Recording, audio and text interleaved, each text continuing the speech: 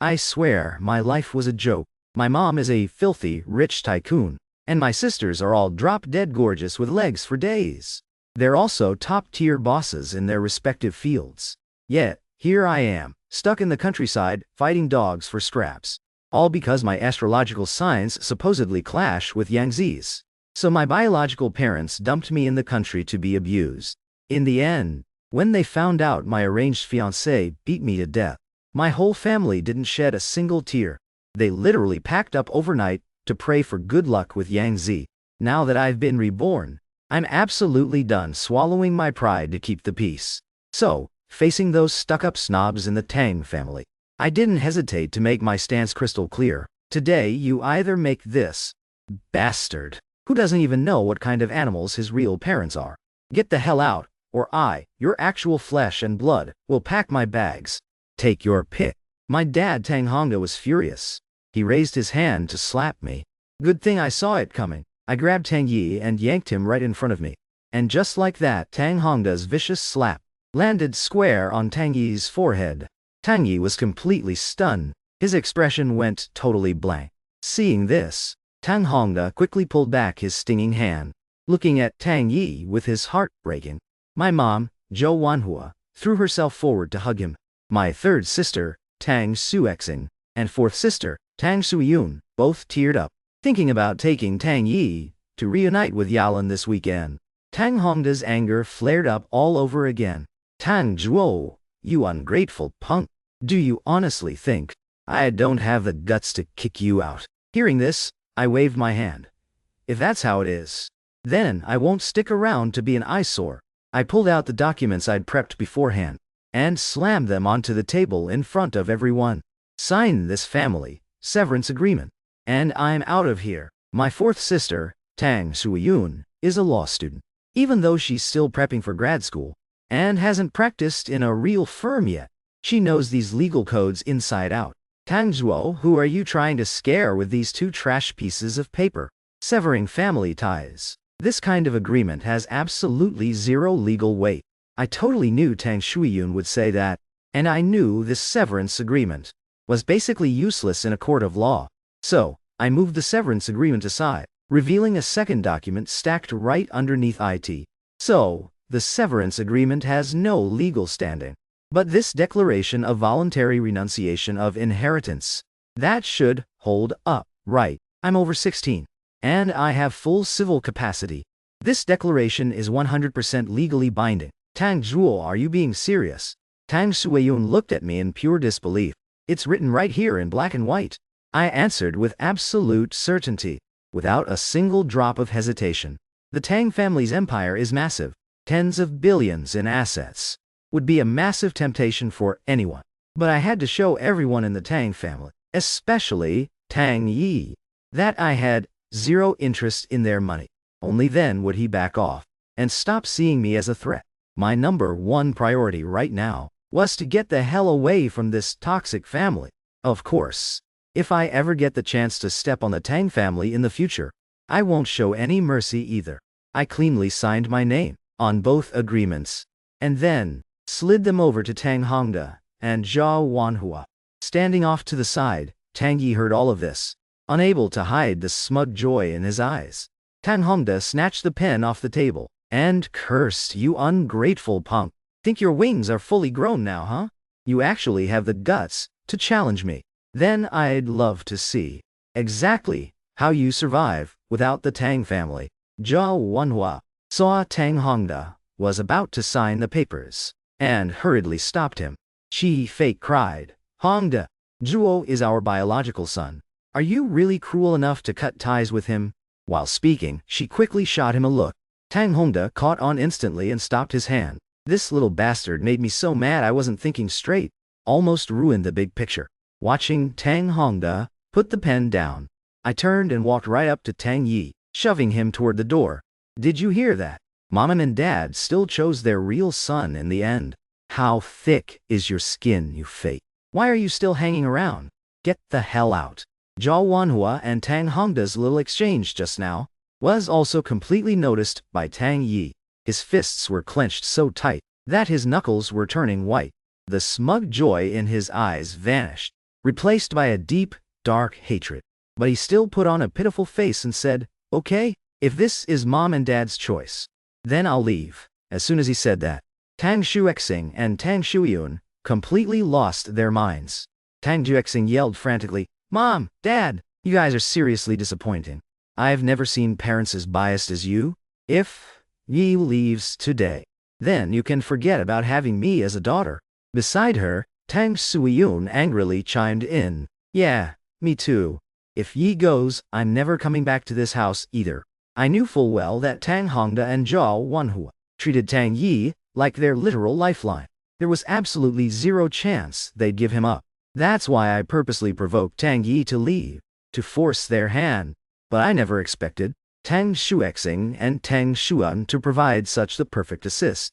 Watching this touching display of sibling love, I just couldn't bring myself to smile. My nose stung with a weird, unexplainable sadness. Tang Hongda refused to believe I'd actually walk away from the Tang family's wealth. He raged, "Tang Zhuo, you seriously think we'd give up Yi and choose an absolute disgrace like you?" With that, he grabbed the severance agreement and aggressively signed his name. Watching the two of them sign both documents, I quickly snatched up my copies and put them away. These didn't come easy. I couldn't risk any screw-ups now. I bolted back to my room, grabbed the backpack I had already packed, and confidently marched toward the front door. But just as I was about to step out of the Tang estate, Tang Xuexing suddenly charged at me, grabbed me and screamed, "Tang Zhuo, did you steal from the Tang family again?" I violently shook Tang Xuexing off. "Who the hell are you calling a thief? You open your mouth and do nothing but slander me. You think I'm just going to take this?" Tang Shuiyun also rushed up. "You can leave, but only after we do a full-body search." I literally laughed out loud at how delusional these people were. I'm willingly giving up my inheritance to tens of billions in Tang family assets. Do you honestly think I'd steal your petty trash? If you lost something, call the cops. You want to search me? You don't have the right. I threw that sentence at them, turned around and started walking. Tang Hongda let out a cold snorty, his face dark. "This is the Tang family. In the Tang house, what I say goes. Search him." Two bodyguards immediately lunged forward, trying to rip the backpack off me. I hugged my bag for dear life, refusing to let go. Because this wasn't just a backpack, it was my last shred of dignity. After wrestling for over 10 minutes, the bodyguards still hadn't managed to take it, and were left panting from exhaustion. My hair was a total mess. My school uniform was ripped wide open, and my arms were covered in scratches. From the scuffle, Tang Hongda and Zhou Wanhua watched coldly from the sideline, completely unfazed. Tang Xuexing and Tang Shuiyun wore smug smirks, like they were watching a monkey in a circus. Only Tang Shuiji frowned tightly, feeling like something was fundamentally wrong with this scene, and that beat-up backpack I'd used for years, after all that intense pulling and tugging, finally gave out and tore open. Everything inside spilled all over the floor. Aside from an old worn-out school uniform, there were just a few test papers and 2 pens. Not a single thing of value. I stared at the pathetic mess on the floor, my fists clenched tight. Did you get a good look? Which one of these things belongs to your precious Tang family? Just then, Tang Yi spoke up. "It looks like everyone misunderstood Zhuo. How could he possibly steal anything? Besides, even if he did steal, he wouldn't be dumb enough to hide it on himself, right?" The second I heard that, I lunged forward and dropped Tang Yi with a single punch. I instantly tackled him, pinning him to the floor, and just started relentlessly wailing on him. Tang Xuexing and Tang Shuiyun froze for a split second before letting out piercing screams. Tang Hongda rushed forward to intervene, frantically shouting, "Somebody, get this animal, Tang Zhuo, off of him." The bodyguards pinned me down hard, looking at Tang Yi's bruised, swollen, and completely busted up face. I spat on the ground and cursed, "That's for running your mouth, you punk." Seeing his precious son beaten up like this, Tang Hongda practically lost his mind. He marched right up to me and started viciously kicking me. I don't even know how many times he kicked me. Eventually, I couldn't hold it in anymore and let out a muffled groan of pain. Zhou Wanhua, Tang Xuexing, and Tang Shuiyun were solely focused on Tang Yi's injuries. acting like they didn't even see what was happening to me. Only Tang Shuiji couldn't stand it anymore. Dad, enough. Just let him go. Yi is hurt. We need to get him to the hospital right now. That finally made Tang Hongda stop. He looked back at Tang Yi's condition and roared, "Throw this ungrateful bastard out. Throw him as far away as possible." I glanced at Tang Yi, at that face that looked absolutely nothing like Tang Hongda's, and let out a cold laugh. "Tang Hongda, you just keep guarding the kid you think is your real son. He's got a massive surprise waiting for you in the future. I hope you enjoy it." Everyone was completely focused on the injured Tang Yi. They didn't hear a single word I said when I left. Only Tang Shuiji had my parting words echoing in her mind. She looked at the father and son beside her in confusion. She had seen photos of what her dad looked like when he was young. All 6 sisters had inherited their dad's strong genes, but Tang Yi didn't look a single bit like him. Besides, their parents had always been so deeply in love. How could there possibly be a mistress and an illegitimate son? And what the hell was that massive surprise he mentioned? The more Tang Shuiji thought about it, the less it made sense. I dragged my battered body out of the villa district. It was already 10 p.m. The last bus was long gone. And since this was the rich neighborhood, taxis hardly ever passed by. Out of options, I could only pin my hopes on my desk. Matey and best bro. I pulled out my phone and dialed his number. Who knew it would go straight to voicemail 3 times in a row? At this point, the only ride I could probably call was an ambulance. I rubbed my chest, which was still throbbing in pain, and thought about the $80 I'd saved up from part-time jobs. Just as I was hesitating about making the call, my phone suddenly rang. It was an unknown number from out of town. Confused, I hit the answer button. A sweet voice came through the speaker. "Tang, Joe. It's been over 2 years. How does it feel to be back home? Are your parents treating you well?" I stayed silent for a moment, then forced a smile and said, "Yeah, it's pretty good." They all, before I could even finish my sentence, an old man suddenly got right in my face and scared the crap out of me. "Young man, why is your face covered in blood? Where are you hurt? Have you gone to the hospital to get checked out?" I quickly covered my phone's microphone to keep the old man's voice from going through. Unfortunately, I was a second too late. The girl on the other end asked frantically, "Tang Jual, you're hurt. Where are you?" "I'm coming right now." I hurriedly tried to reassure her. "No, I'm not hurt. I just got a little nosebleed." I tried my hardest to wink and signal the old man. Finally, right when my eyes were about to cramp up, he caught on. He cleared his throat and said, "Little lady, your boyfriend is totally fine. It's been in the upper 90s here in Yucheng lately, and it's super dry. Lots of people are getting nosebleeds. It's no big deal." Hearing the word boyfriend, I frantically shook my head. "We're not dating." But the old man acted like he was completely deaf, looking super proud of his little rescue mission. As he handed my phone back, afraid my cover would be blown if we kept talking, I quickly said, "Look, it's getting late. You should get some sleep. Otherwise you'll wake up late tomorrow. And Grandpa Wen and Grandma Song are gonna scold you again." The old man next to me took a look at me, reached into his pocket, and pulled out a ratty hand-stitched cloth pouch. He took out the only 100 yuan bill inside, and shoved it into my hand. "Young man, I'll lend you this 100. Go find a cheap motel to crash for the night. Get yourself cleaned up, and find a clinic or hospital tomorrow to get checked out and buy some meds." My eyes started to sting. I never expected that when I was beaten up and had nowhere to go, the first act of pure kindness I'd receive would actually come from a total stranger. After thanking him profusely, I hurriedly dug out my ID and handed it to him. "I'll leave my ID with you as collateral. Please give me your phone number. Once I hit the bank tomorrow to withdraw some cash, I'll bring it right back to you." But he just waved me off. "You need your ID to book a motel and register at the hospital. Let's just swap phone numbers. My last name is Lai." Those few simple words warmed my heart entirely. Grandpa Li patted my shoulder, gave me a few more earnest reminders, and then walked toward his residential complex with his hands behind his back. I checked the time. It was almost midnight. I hurried toward the inner city and finally found a cheap motel in a rundown apartment block. But for some reason, I just couldn't fall asleep. The spot on my chest where Tang Hongda viciously kicked me, was hurting more and more by the second. My consciousness was starting to slip away too. Just then, my phone rang again. I forced myself up, fumbled for the phone I'd tossed on the nightstand, and hit the answer button. Tang Zhuo. Grandpa, Grandma, and I are already in Jiangzhong district. We're less than 3 kilometers away from you. What's your exact address?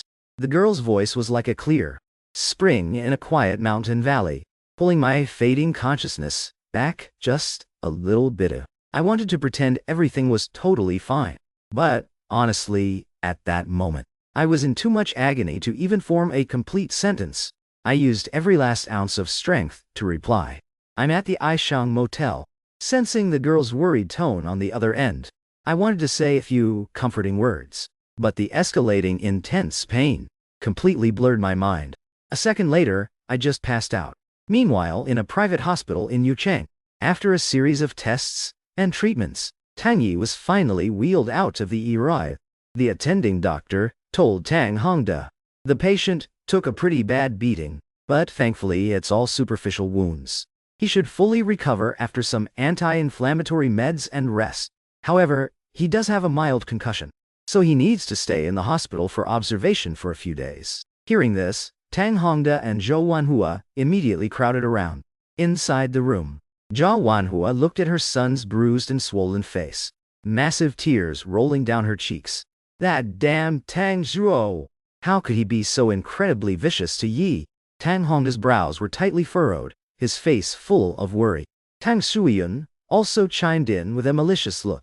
Some people are just born evil. They should have been strangled at birth. Tang Suxing nodded, agreeing completely. I think so too. People like him don't even deserve to breathe the same air. Hearing her 2 younger sisters say this, Tang Shuji couldn't quite believe her ears. One was a medical student, a future doctor who would treat and save lives. The other was a law student, a future lawyer who would fight for justice. Yet, they were spewing such venomous words, so casually and righteously. Tang Shuiji felt inexplicably irritated.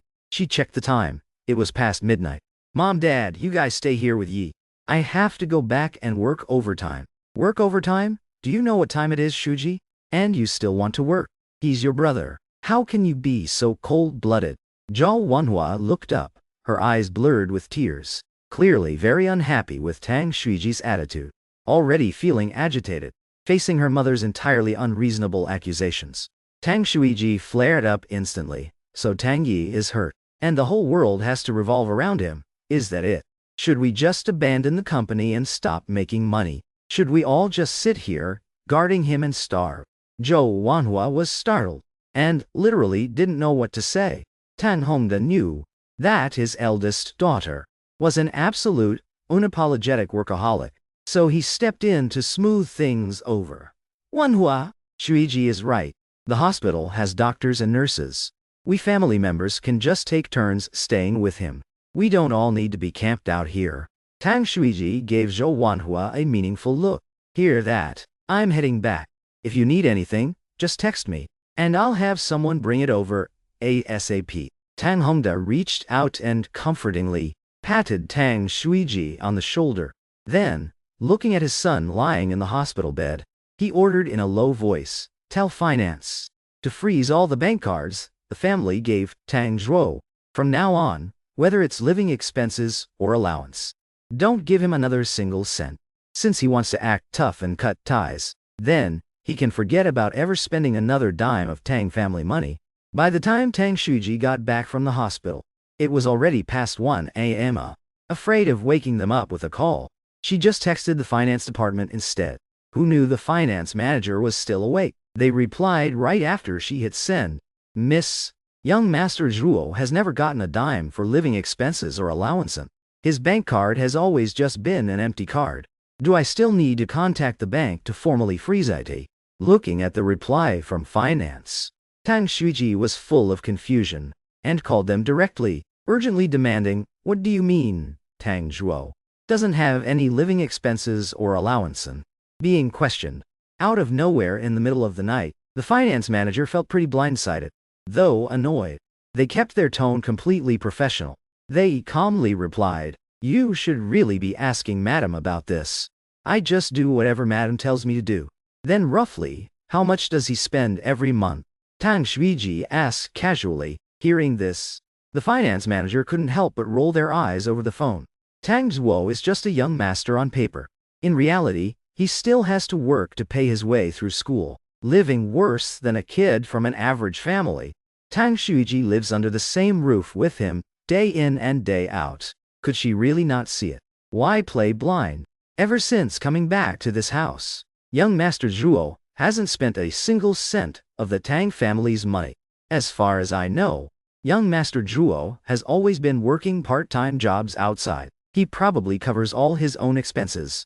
In that moment, Tang Shuiji suddenly realized that she knew absolutely nothing about this brother of hers. Tang Shuiji glanced up at the wall clock, thought for a moment, and then just slammed her laptop shut. She went downstairs and headed toward my room. After learning that the Tang family hadn't spent a dime on me, Tang Shuiji realized that my living conditions in the house were probably pretty bad. But the moment she pushed the door open, Tang Shuiji froze. The tiny 50-square-foot room didn't even have a window. The single bed, pushed against the wall, was just a flimsy folding cot. The only thing in the whole room that looked half-decent was the wooden desk next to the bed. Staring at this room that was worse than a cheap, crappy apartment, the guilt in Tang Shuiji's heart ignited her anger. She immediately woke up. The soundly sleeping butler, Uncle Hu, seeing Tang Shuiji's furious expression, Uncle Hu snapped completely awake. Miss, what's wrong? Did something happen? Tang Shuiji demanded with a dark face. We clearly have empty guest rooms in the house. Why is Tang Zhuo living in a dump like this? When young Master Zhuo first came back to the Tang family, Madam did plan to have him stay in a guest room. But then, young Master Yi suddenly brought 2 classmates over to hang out, and they occupied the guest rooms. Tang Shuiji snapped back, continuing her interrogation. So you guys just shoved Tang Zhuo into a place like this? Uncle Hu quickly shook his head. I originally wanted to book young Master Zhuo a room at a nearby hotel first, but young Master Yi said that since young Master Zhuo had just reunited with his family, he definitely wouldn't want to be separated. He suggested young Master Zhuo squeeze in with the staff for a bit. Later, young Master Yi found this tool room and told us to clear it out, so young Master Zhuo could make do for a couple of nights. Tang Shuiji started to feel that something was very off. And then what? How does a couple of nights turn into 2 years? I brought it up with Madam later, but around that time, the third Mrs. New bracelet went missing. Everyone suspected young Master Zhuo, and they said that if young Master Zhuo was already stealing while living down on the 1st floor, moving him up to the guest rooms on the 3rd floor would just make it easier for him to steal things. Listening to Uncle Hu's explanation, Tang Shuiji's expression grew more and more grave. The next morning, when I woke up again, I found myself lying in a hospital bed. Mixed in with that distinct hospital disinfectant smell was a faint floral scent. I opened my eyes and looked toward the smell. A tall, slender yet curvy girl was standing by the window, fiddling with a bouquet of light pink flowers. I stared at the girl with the killer figure and bright smile Wen Yingying, feeling both a sense of familiarity and unfamiliarity. Familiar was the way she talked, and her radiant smile. Still exactly how I remembered her. Unfamiliar was her appearance. I hadn't seen her in a couple of years, and she had blossomed into a stunning young woman. Seeing my eyes open when Yingjing immediately dropped the flowers in her hands and rushed over to the bed. You're awake. Zhuo, do you want some water? I nodded and said, not too much. Just half a glass. Wen Yingjing gave a playful little salute, then headed to the foot of the bed. I'll crank up your bed first, so it'll be easier for you to eat later. Before Wen Yingying could even finish, the hospital room door was pushed open. 2 silver-haired but very spry elders carrying a thermos walked in one after the other. Seeing me sitting up in bed, they immediately beamed with concern. Zhuo, you're up so early. Why didn't you sleep in a bit? The first to speak was Wen Yingjing's grandfather, Wen Dehua. Right after, Wen Yingjing's grandmother, Song Wikyong, chimed in affectionately. How are your injuries? Does it still hurt? looking at the two elders in front of me, thinking about how we weren't even related. Yet, they rushed all the way from the countryside, dozens of miles away in the middle of the night, just for me. I couldn't help but tear up. I tried hard to keep my emotions in check. Grandpa Wen, Grandma's song, I'm fine now. I'm so sorry for making you two work so hard last night, coming from so far away in the middle of the night. Grandpa Wen laughed at that. I practically watched you grow up. I've considered you half my grandson for a long time. No need for you and me to be so formal. Beside him, Grandma's song agreed, exactly, Zhuo. Don't be polite with us. We're both still going strong. It's just an hour-long drive. It's no trouble at all. Looking at their kind, warm smiles, and their unconditional care, my heart was overflowing with gratitude. But for some reason, all those grateful words just got stuck in my throat. I had absolutely no idea how to say them. In the end, all I could do was thank them, thanking them over and over again. Then Grandma Song took out the steaming hot meat buns from the thermos and handed them to me. Here, Zhuo. These are your favorite minced meat and vermicelli buns. I remember back then, you were such an eater. You could down fist-sized buns like it was nothing, eating 6 in one sitting. Your Grandpa Wen and I were terrified you'd explode, as if remembering some funny story. Grandma Song's eyes crinkled into a smile, the deep wrinkles around her eyes looking especially tender in that moment. I took the massive meat bun from Grandma Song with both hands, took a huge bite with tears in my eyes, and secretly swore to myself that from now on, Grandpa Wen, Grandma Song, and Ying right in front of me were my true family. All the warmth they were showing me now, I'd definitely repay them double in the future. Grandpa Wen pulled up a chair, sat in front of me, and said seriously, Zhuo, be honest with Grandpa. How have these past 2 years with the Tang family really been? And how exactly did you get these injuries? Looking at Grandpa Wen, his cloudy eyes full of genuine concern, I pulled out the 2 signed agreements from my pocket and handed them to him. Not hiding a single thing, I laid everything out, exactly as it happened. Grandpa Wen stared at the family severance agreement and the inheritance renunciation agreement in his hands, his heart trembling. He patted my back comfortingly and said, good job. You've got backbone. You're a good kid with real gutsy. I can't believe the Tang family is so brainless, choosing an adopted kid with 0 blood relation over you. The way I see it, in less than 10 years, the Tang group will be changing its name. Their good days aren't going to last. Once Grandpa Wen finished venting and calmed down a bit, he asked, so, Zhuo, what are your plans now? The college entrance exam is just over 2 months away. Right now, I just want to get my grades up and get into a good college. Grandpa Wen looked at me with some concern. Do you think you can pull it off? High school is intense. Not only have you been bullied in that house, but you've also been working to put yourself through school. I pointed to the badge on my uniform. Of course. See this? I'm wearing the No 32 High uniform. No, 32 High is one of the top 3 high schools in Yuchang. Plus, I'm in the honors class. Students in the honors class, even the kid ranked dead last, can easily get into a decent university. Meanwhile, at the Tang house, Tang Xuexing looked at the red Ferrari parked outside the villa, muttering in confusion. Why is Big Sister's car still here? Did the driver take her to the airport? Hearing this, the butler, Uncle Hu, stepped forward and explained. Miss has been in young Master Zhuo's room this whole time. She hasn't left. Didn't she say yesterday she had a business trip? She wouldn't even stay at the hospital with Yi. Tang Xuexing complained, recalling her eldest sister's attitude yesterday. But mostly she was just confused. What is she doing in that room? That room where that country bumpkin lived must be filthy. It probably reeks. Thinking about this, Tang Xuexing looked completely disgusted. Uncle Hu, Tang Zhuo has already cut ties with the Tang family. Get some people to throw out all his stuff later. The room needs to be disinfected and aired out, too. Uncle Hu nodded. And just as he was about to say he'd take care of it, a sharp female voice roared, Tang Xuexing, are you even speaking human language right now?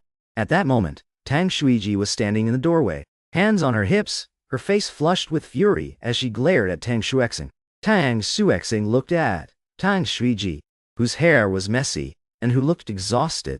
She was baffled. Big sister, what's wrong with you? Why are you getting mad for no reason? Hearing this, a nameless anger flared up in Tang Shuji. She marched over to Tang Shuexing and dragged her into the room without a word. Take a good look for yourself. Look at the kind of room Tang Zhuo has been living in there, and what exactly is in his room to throw away. Tang Shuexing's eyes widened, and she asked in disbelief, "Big sister, what is this about? You're actually yelling at me for Tang Zhuo, an outsider. We're real sisters who grew up together. What the hell is Tang Zhuo?" In Tang Shuiji's mind, Tang Shuexing had always been very reasonable, kind-hearted, and incredibly thoughtful and proper in everything she did. But she never expected that in this moment, seeing that her own brother had lived in this cramped, suffocating place for 2 years. Tang Shuexing wouldn't show a shred of sympathy or surprise, and would even self-righteously call him an outsider. Looking at her third sister, Tang Shuji's eyes held anger, but mostly, they held disappointment. She was so disappointed in Tang Shuexing. She didn't say a word. She just turned around and silently walked out the door. It was only when Tang Shuiji started the car that she realized she had no idea where I was. She quickly pulled out her phone, only to find she didn't even have my phone number. Out of options, she called their mother, Zhao Wanhua. Hearing her request, Zhao Wanhua was completely taken aback. "Shuiji, what do you want his number for?" Tang Shuji quickly tried to persuade her mom. "Tang Zhuo is just a student. He has nowhere to go after leaving the Tang family. We can't just literally ignore him, right? He's still your biological son. Oh, part of Tang family. Are you saying you want to bring him back?" Looking at Tang Yi, lying in the hospital bed, Zhao Wanhua gritted her teeth in anger. She wished she would never see that bastard again in her life. But then, she remembered the marriage alliance with the Li family was already taking shape. So, Zhao Wanhua said, "Shuiji, you're right. No matter how unpresentable Tang Zhuo is, he's still a Tang family child. We can't just cut ties like that. I never saved Tang Zhuo's number. Ask Uncle Hu. He should have it." Hearing this, Tang Shuji felt even worse. As a mother, Zhao Wanhua didn't even have her own son's phone number saved. It just proved that she never cared about him at all. Tang Shuiji let out a disappointed sound. She was just about to hang up when she heard Zhao Wanhua speak again. "Oh, by the way, Shuiji, when you get a hold of Tang Zhuo, tell him Zhuo. We can let him come back to the Tang family. But he has to apologize to Yai once he's back. And that severance agreement, he has to tear that up too. We're a family." What kind of family keeps an agreement like that? Of course, "we're a family" was just Zhao Wanhua's excuse. The real reason was that, with an agreement like that, they wouldn't be able to use Tang Zhuo for the Lai family marriage alliance. And the Lai family would never accept a son-in-law who had signed a severance agreement with the Tangs.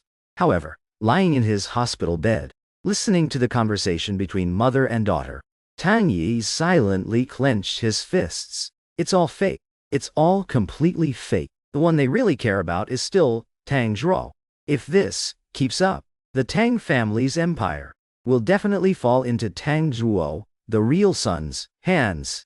And my 18 years of playing the long game will all end up being for absolutely nothing. I absolutely will not let that happen. Tang Zhuo needs to disappear from this world. At the hospital, I took the new smartphone when Yin Yang gave me. I had just put the SIM card in when a call came through. Seeing the caller ID, so I hung up without a second thought. Then, I immediately added every Tang family member's number to my block list. Realizing she'd been blocked, Tang Shuiji pulled another phone out of her bag. She gripped it tightly, hoping it would connect this time. In my hospital room, as the phone rang again, I was about to hang up and block it too. But I realized if I blocked this one, Tang Shuiji would just keep trying with new numbers. It'd be better to answer and make my stance perfectly clear. I casually hit the answer button. "Tang Shuiji, if you have something to say, spit it out. My time is valuable, and it shouldn't be wasted on your pointless calls." Hearing this, Tang Shuiji froze. Weren't these the exact words she used to scold Tang Zhuo over the phone? With reddened eyes, she said, "Zhuo, can you please not use that tone with your big sister? I know I was wrong. I shouldn't have treated you that way before. Let's meet up." Okay.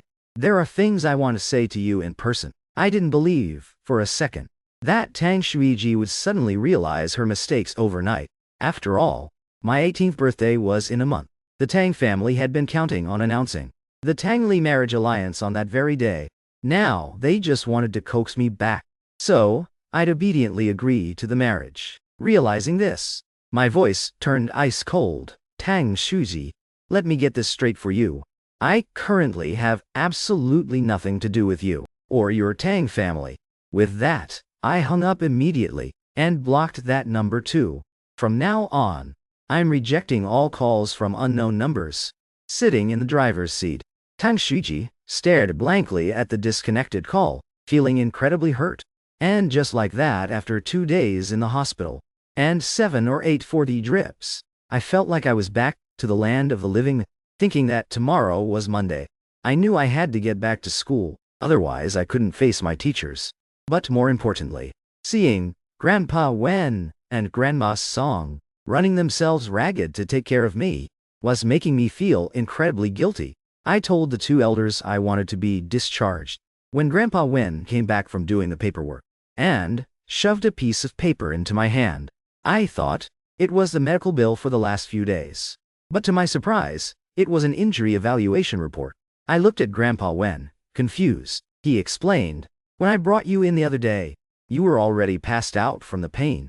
I didn't know exactly how you got hurt, but it looked like you'd been beaten.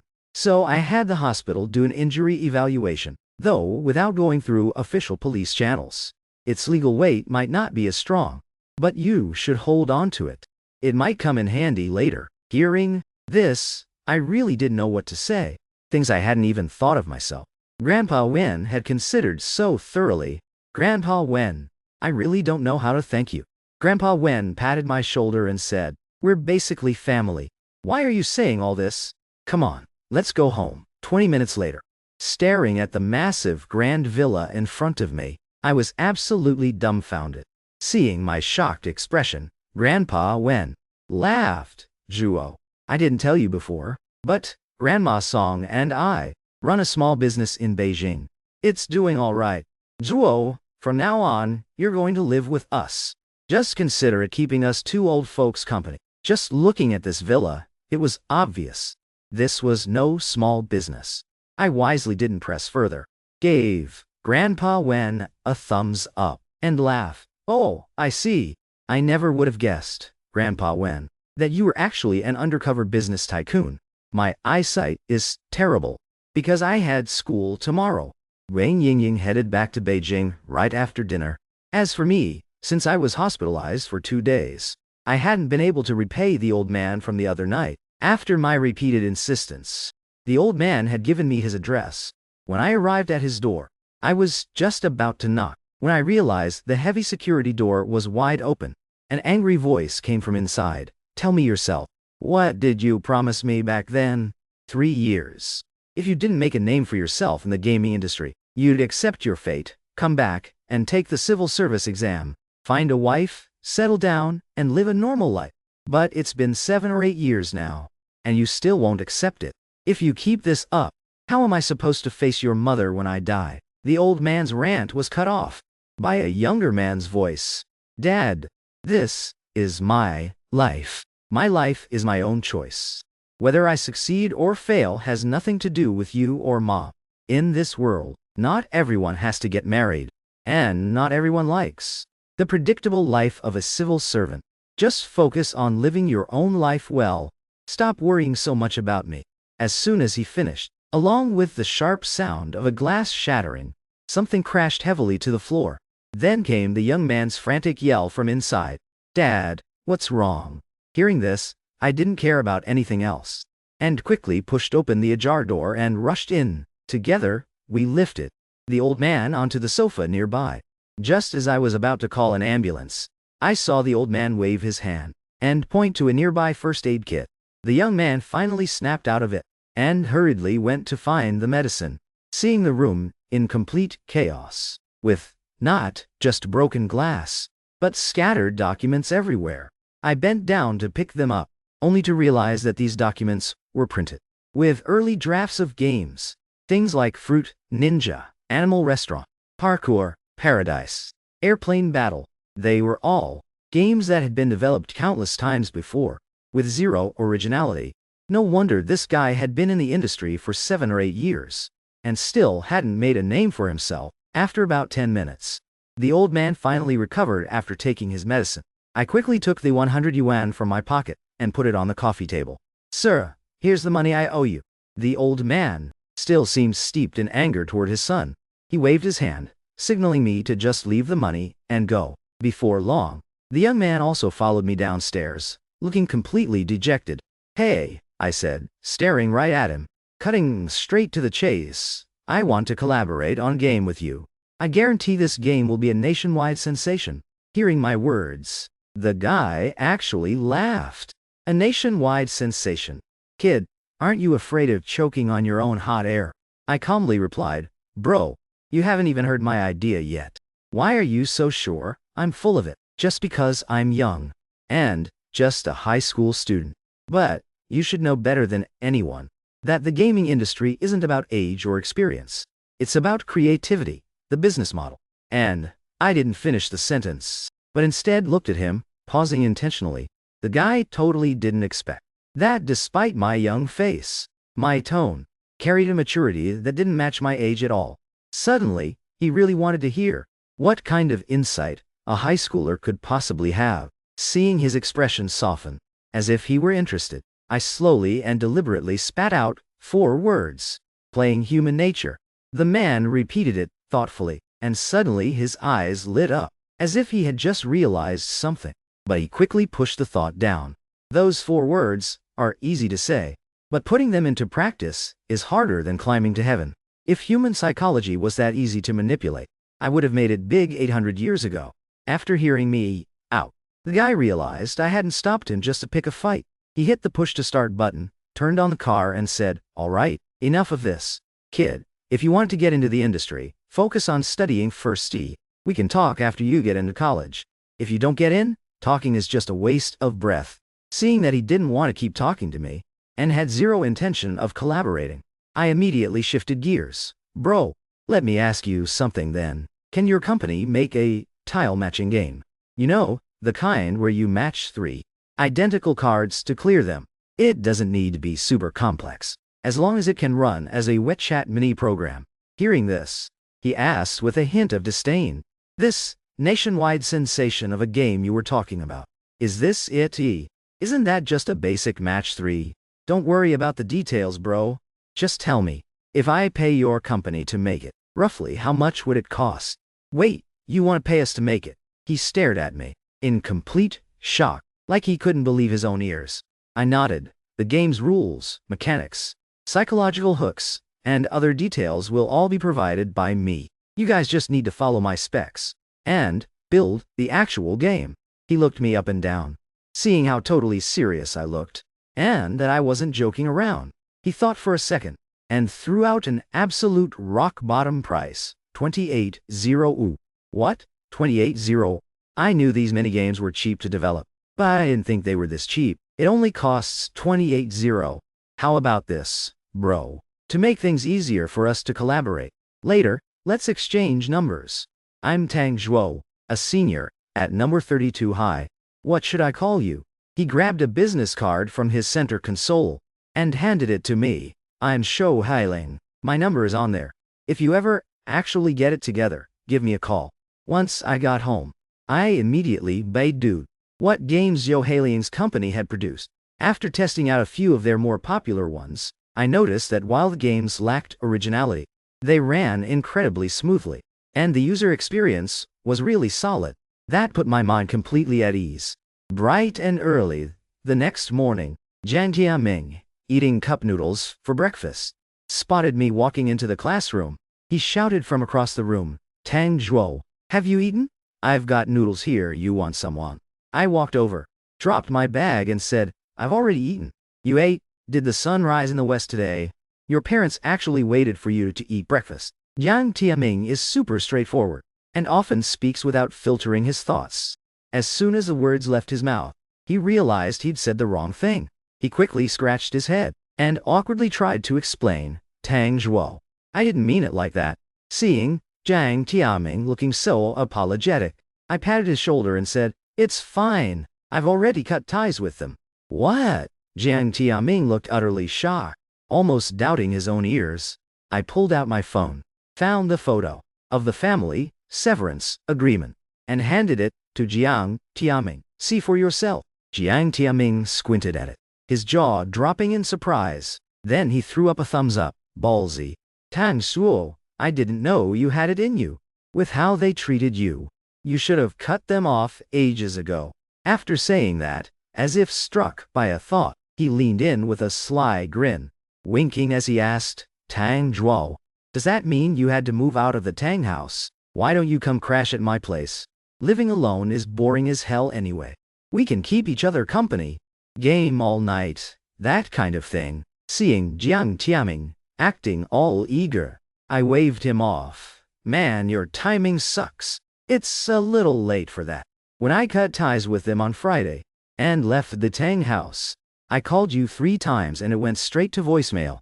Jiang Tiaming completely had no idea that I had actually tried to call him. He hurriedly explained, "Dude, on Friday, my brother and I got into a massive fight, and he literally smashed my phone. I didn't get a new one until the next day. If you don't believe me, look. My old one was dark purple. This one is titanium." I took a look, and sure enough, it was true. Plus, I was never actually mad at him, to begin with it. So I joked, "Well, in that case, I'll be the bigger man here. Call me daddy, and I'll forgive you." "Wow, so that's the angle you're playing." "Not a chance in hell." I checked the time. There was still a while before class.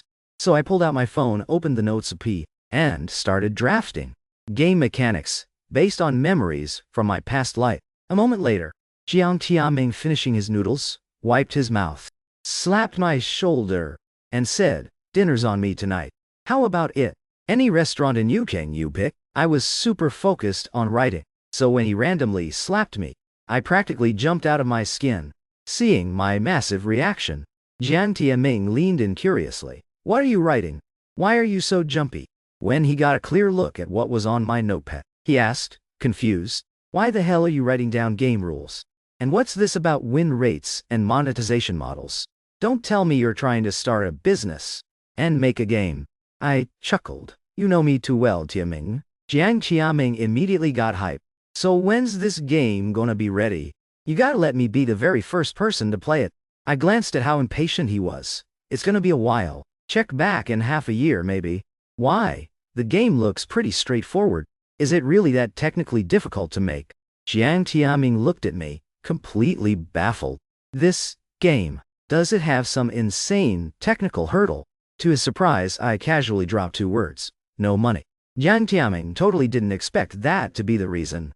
He gave me a playful punch on the arm. "Do you even consider me a bro? If you need money, just ask." Then, Jiang Tiaming whipped out his phone and opened his WeChat contacts. "Is your WeChat still the same? I'll wire the money to you right now." However, he had barely tapped the screen a few times before I stopped him. "Tiaming, I know you've got cash, and you're generous with your friends, but I need to borrow a huge amount." Jiang Tiaming didn't compute at first, freezing for a second before checking his phone. First, he checked his WeChat wallet. Then he checked his Ubay. And finally, he flipped through a few of his bank cards. He held the phone up for me to see and said, "I just ordered a motorcycle last month. Dropped a lot of cash on it. This is all I've got left. Will it be enough? If not, I can go squeeze my brother for some more. He still owes me for smashing my phone anyway."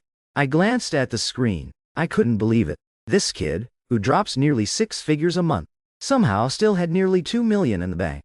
Compared to him, my status, as the eldest son of the Tang family, was a complete and utter joke. I thought, for a second, held up a number with my fingers, and Jiang Tiaming said, "Oh, just $1 million. No problem. Send me your card number. I'll wire it to you right now." I never expected Jiang Tiaming to trust me so completely. As soon as I sent the card number, he immediately wired the cash. I quickly wrote out an IOU and handed it to him. Business is business. Jiang Tiaming trusted me, so I couldn't betray that trust. Once the funds were secured, I used my lunch break to quickly call Zhao Heiliang. Meanwhile, with her phone number blocked. Tang Shuji hadn't been able to reach me all weekend. Finally, waiting until Monday, she skipped the most important meeting of the week, the Monday morning brief, and drove straight to number 68 High. She looked at the lazy security guards at the gate, and the students inside, wearing outlandish clothes, and couldn't help but frown. No wonder, Yi, said Tang Zhuo, fell in with a bad crowd at school. With such a terrible school environment, it'd be hard not to. When she saw Tang Zhuo later, she really needed to knock some sense into him. Otherwise, if he really goes down the wrong path, it'll be too late to fix him. Tang Shuji followed the crowd of students through the gates and went straight to the senior teacher's office. Excuse me, teachers. Sorry to bother you. Could you tell me what class Tang Zhuo is in? I'm his older sister. One of the male teachers looked up and asked, You're Tang Zhuo's sister? The Tang Zhuo who transferred over from that country school in Yuxi during the second semester of freshman year. Tang Suiji quickly nodded. That's him. Could you call him out for me? I need to talk to him about something very urgent. However, the male teacher ignored her. He picked up the landline on his desk, quickly dialed a number. School security. Someone's posing as a student's family member here. Send someone up to kick them out. Completely lost, Tang Shuiji stood there stunned for a second. Why are you saying I'm a fake? Tang Zhuo and I have the same mother. How am I not his real sister? You say you're his real sister, but you don't even know what class he's in. You don't even know he transferred ages ago. Tang Shuji's mind went completely blank. She stared at the male teacher in disbelief. What did you say? Tang Zhuo already transferred. Where did he transfer to? The male teacher glared at the tall woman in front of him, mocking her. You're asking me if you, his real sister, don't know. How should I know? Tang Shuiji walked out of Namo 68 High in a complete daze. It wasn't until she was back in her car that she regained her composure and called Zhao Wanhua. At that moment, Zhao Wanhua was busy sorting out Tang Yi's hospital discharge papers, already feeling tired. The moment she picked up her eldest daughter's call, she couldn't help but complain. Shuiji, what exactly were you doing today? I heard from your dad that you didn't even go to the office. You skip work. You don't come pick up E from the hospital. Are you acting like a big sister at all? Already irritated, Tang Shuiji felt her mood hit rock bottom. After being lectured by her mother again, Mom, Yi just has a mild concussion. Plus, he's staying in the best hospital around, with a whole team of doctors and nurses waiting on him hand and foot. Is it really necessary to be so dramatic? Tang Zhuo is your son, too. He was seriously hurt by Dad the other day. I don't see you showing him any concern. Zhao Wanhua scoffed coldly. Yi's injuries were caused by him. And you want me to care about him? Shuiji? What is going on with you the past few days? All you do is talk about Tang Zhuo. Yi is the brother who grew up with you. Listening to the annoyed tone on the other end, Tang Shuiji frowned. Moms, Tang Zhuo is my blood brother. In my heart, they hold the same weight. I hope you can treat Tang Zhuo fairly, just like I do. Zhao Wanhua's face instantly dropped when she heard that. Shuiji, what are you trying to say? Are you saying I'm doing things wrong? I've noticed you've really changed lately. You're becoming just as unreasonable as Tang Zhuo. Hearing her mother's domineering tone, Tang Shuiji felt incredibly pained. Over the past 2 days, she merely realized that her previous attitude toward Tang Zhuo was wrong, and she only spoke up for him a little bit, yet she faced so much criticism and pressure for it. And for the past 2 years, this exact situation had been happening to Tang Zhuo every single day. No wonder Tang Zhuo, who always had a good temper, was so absolutely determined to cut ties with the family. Tang Shuiji didn't even want to talk to Zhao Wanhua anymore, and went straight to the point. Mom, I went to No. 68 High today to find him, and found out Tang Zhuo transferred a long time ago. What school is Tang Zhuo at now? I want to go see him, clear the air, and bring him back. Hearing this, Zhao Wanhua was even more shocked than she was. Isn't Tang Zhuo going to No. 68 High? When did he transfer? Why didn't the school notify his parents? And something as big as transfer, he didn't even tell the family. Shuiji, go to No. 68 High right now, and ask where Tang Zhuo transferred to. Could he be using transferring as an excuse? but actually just dropped out to go goof off with his deadbeat friends all day. Hearing this, Tang Shuiji's face grew serious. The family didn't give Tang Zhuo a single centa. He even had to figure out how to earn his own tuition. High school isn't free compulsory education. All the fees for a year add up, and for a minor, like Tang Zhuo, it's a substantial amount. It's entirely possible that due to financial pressure, he actually chose to drop out and work. Mom, then I'll go to the school and ask again. Tang Shuiji knew very well that the old teacher from before didn't like her. Even if he knew Tang Zhuo's whereabouts, he wouldn't tell her. So this time, she didn't go looking for trouble, but directly pulled out her wallet and used her superpower. She asked the security guard at the gate to ask around for her, who knew that as soon as the security guard took the money, he would say, "The person you're looking for is at Noel 32 High." What? How is that possible? Why would I lie to you? Back then, the principal of number 32 High came over to poach him. Our no, 68 High refused to let him go. Both sides even got into a fight, almost came to blows. Hearing this, Tang Shuiji was incredibly surprised. The principal of number 32 High came to your school to poach Tang Zhuo. He poached Tang Zhuo. Why? A terrible student who ranks last in every exam. Unexpectedly, the security guard shot a look at Tang Shuiji and rolled his eyes, annoyed. Who told you? Tang Zhuo had bad grades. During the citywide mock exams, he scored over 720 points and got into the top 100 in the whole city. Among all the students taking the mock exams in Yucheng, there are hundreds of thousands. Do you know what it means to get into the top 100? Tang Shuiji was completely stunned.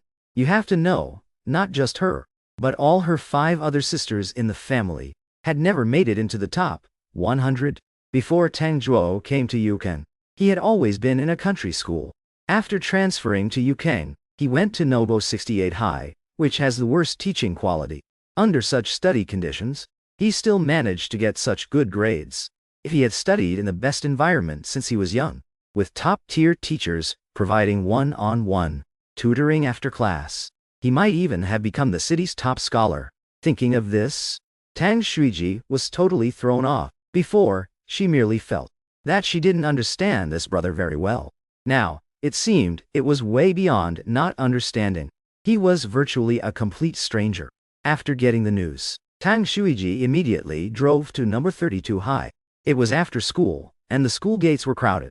I found a spot slightly to the edge, and stood there, looking down and sending a text.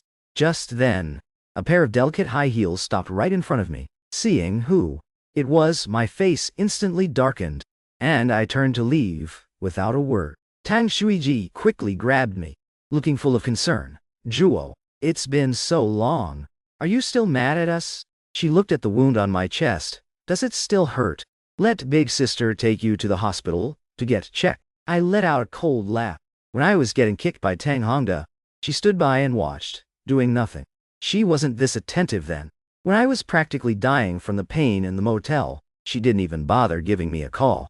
Now that I'm almost fully healed, she comes running over pretending to care. I threw off her hand and said, coldly, "Get lost." Tang Shuiji froze, seemingly unable to believe I would talk to her like that. She suppressed the anger in her heart and said, "Zhuo, do you have to speak so harshly? Can't we, brother and sister, just sit down and have a calm conversation?" My suppressed anger finally exploded. Now you want to talk about being calm with me? Do you even have the right? When you snitched and got me punished to kneel, were you calm then? When I cared about you working overtime and you insulted me, were you calm then? When your bid document went missing and you blamed me without even finding out the truth, were you calm then?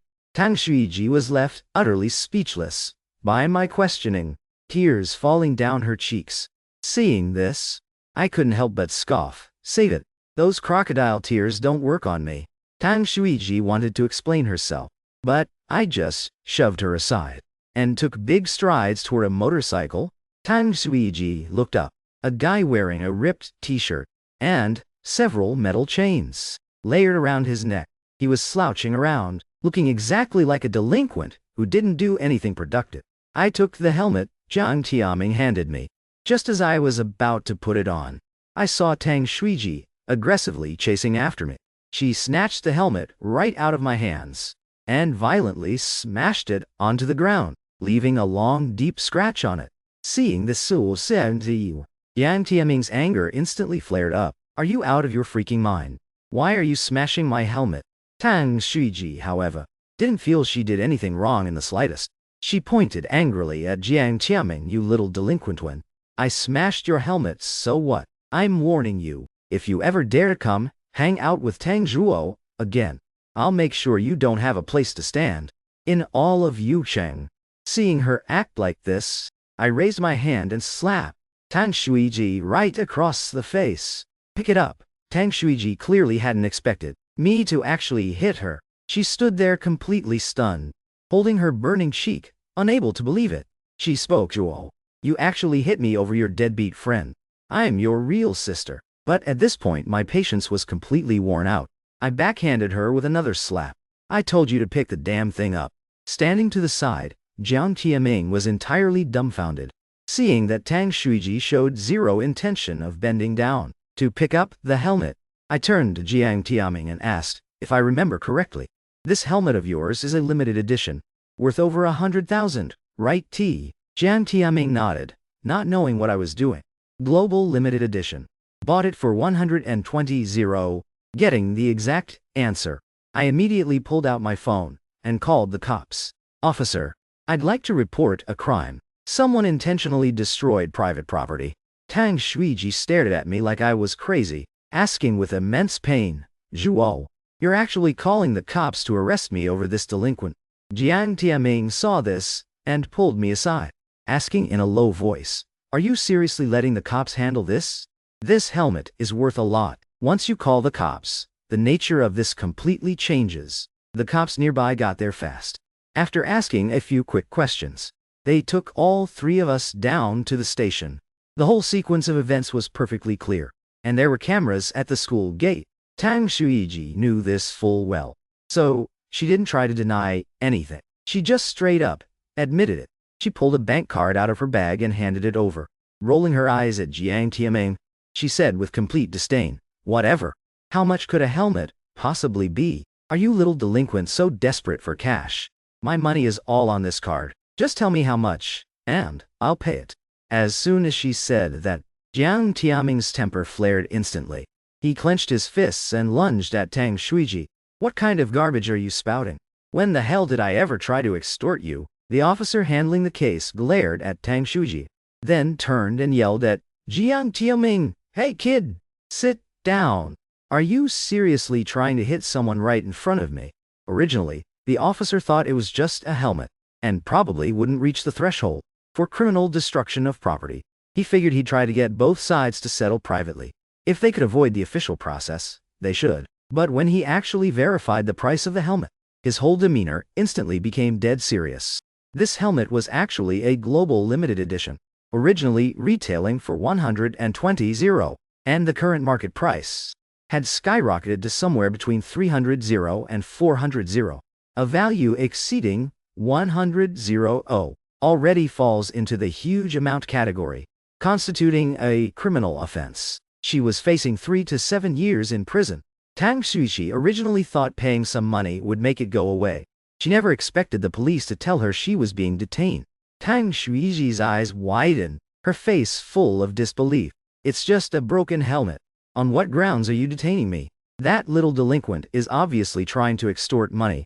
You don't arrest him, but you arrest me instead. Is this how you cops do your jobs? Is there no law anymore? The officer's face darkened instantly upon hearing this. Tang Shuiji, I advise you to show some respect. Stop calling him a little delinquent. He's the heir to the Jiang Group.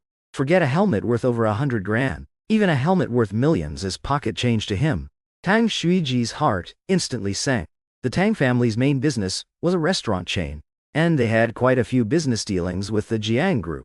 Although the Jiang family's total assets weren't as large as the Tang's, when it came to their business partnerships, the Jiang Group was essentially the big boss holding the purse strings. Realizing this, Tang Shuiji didn't know what to do at all. She quickly pulled out her phone and called Tang Hongda for help. Standing to the side, Watching this all unfold, I felt absolutely zero sympathy. In fact, I felt incredibly vindicated. Play stupid games, win stupid prizes. She brought this entirely upon herself. She had no one to blame but herself. After making her statement, Tang Shuiji was temporarily thrown in a holding cell. After walking out of the police station, Jiang Tiaming and I headed straight for Zhou Hailiang's company. After meeting with Zhou Hailiang, I laid out my entire plan and vision all at once. After listening, Zhou Hailiang couldn't help but furrow his brow, leaving aside the fact that there are already so many similar tile-matching games on the market. Just looking at your game's model, it's fundamentally flawed. You should know, no matter what kind of game it is, the difficulty should gradually scale from easy to hard. But for your game, the first level is kindergarten level, the second level is grad student level, and the third level is literally hell mode. Wouldn't most users just rage quit when they hit the second or third level? I smiled and said, Liang, as an industry veteran, I really appreciate you giving it to me straight, but I appreciate the advice, really. I'm still going to stick with my vision, whether it succeeds or fails. At least I tried. Zhou Hailiang knew my mind was totally made up, so he handed over the contract he'd prepared beforehand. I read it over, didn't see any issues, and we both signed it. After walking out of the game company, I couldn't suppress my excitement. My grin was harder to push down than an AK-case recoil. Meanwhile, at the Tang house, Tang Hongda stared at the empty seat at the dining table. He asked, "What's going on with Shuiji these past few days? Not only did she cancel her business trip, but she's ignoring my calls today. Did she start secretly dating someone behind our back? And now she's throwing a fit because they broke up." Hearing this, Zhou Wanhua snapped back, annoyed. "What dating? Your precious eldest daughter has spent the last 2 days obsessing over that ungrateful bastard. What does it have to do with him?" Tang Hongda asked, surprised. "What the hell is going on?" "Who knows what's going on? If she wants to go apologize, let her. If she wants to bring him back, let her. Anyway, I've already made myself perfectly clear to her. Tang Zhuo can come back, but he has to formally apologize to Yi, and that severance agreement has to be torn up, and nobody is ever allowed to mention it again." Tang Hongda knew all about and fully supported Zhao Wanhua's plan to marry Tang Zhuo into the Li family, so when she mentioned the severance agreement had to be torn up, he immediately understood her true motive. He just nodded and didn't say anything else. Sitting next to them, watching this unfold, Tang Yi ground his teeth. He had originally thought that in this fake, hypocritical house, at least Tang Hongda's love for him was genuine. After all, Tang Hongda was deeply in love with his mother, and had always believed him to be his real son. But only now did he realize Tang Hongda was just as fake.